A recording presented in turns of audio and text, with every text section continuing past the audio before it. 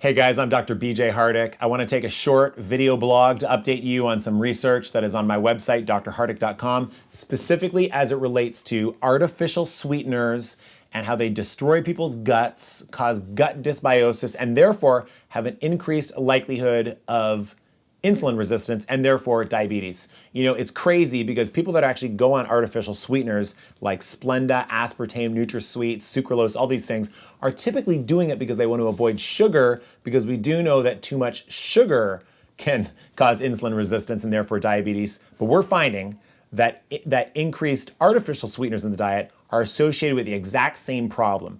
And you know, there's a lot of things that are problematic with artificial sweeteners. We know that obviously the concerns of brain cancer is one of them. We've known for 30 years that aspartame breaks down into things like wood alcohol into the brain that we don't want.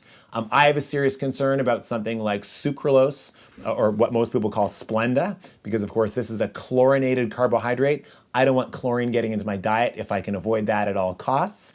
And one of the other major issues is the University of Purdue showed at one time research within the last 10 to 15 years that when people start to consume artificial sweeteners, people think that they're consuming a food. I mean, we're literally tricking the taste buds into thinking that we're consuming something that has a calorie, but yet you're getting nothing with calories. So you know what? It actually increases people's cravings. So those are problems right there. But let's dig a little deeper here, because now we're seeing that the artificial sweeteners are wrecking the gut flora.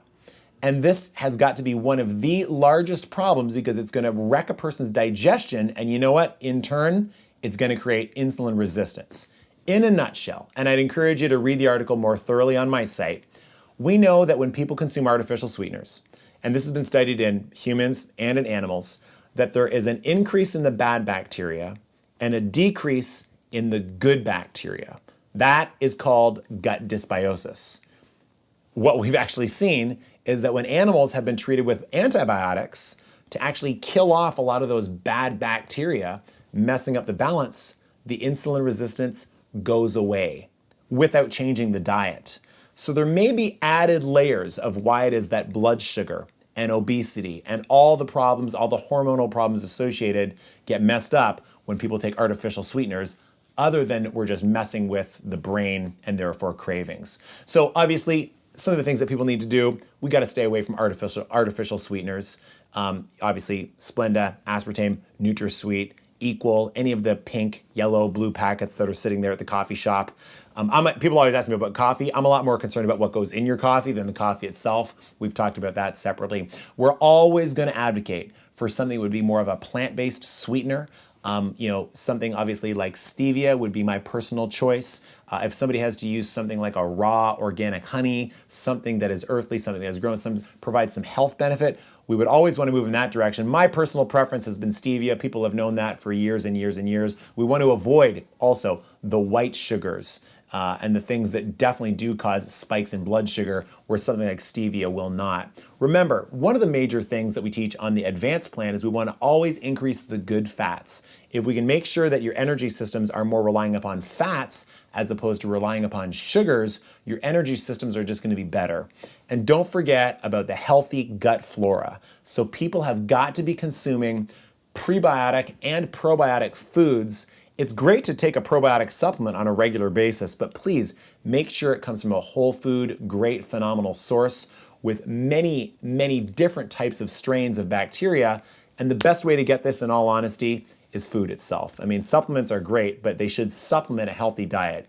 And if you look at any culture that has really, really survived and just thrived for centuries, you'll see that live cultured food has always been part of their culture. We're talking about kimchi, sauerkraut, kombucha, even pickles, anything that has been cultured and fermented, that's going to help to provide the healthy, good, live bacteria, which we know plays such a huge role in not only digestion, but obviously now we're seeing more and more in managing blood sugar. So if you want to grab more information, jump over to drhardick.com. Never hesitate to leave a question or a comment below.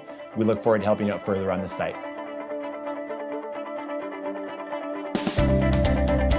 So whoever told you that this can't be done after a certain age, you know, we're seeing success stories into their 60s, 70s. We've got some in their 80s. They're not here as well. It's really just phenomenal, you know. So you probably, I mean, it could have been easy been told for many years, hey, once you pass a certain level, your hormones are all settled and you can't lose weight. Raise your hand if you've heard this before.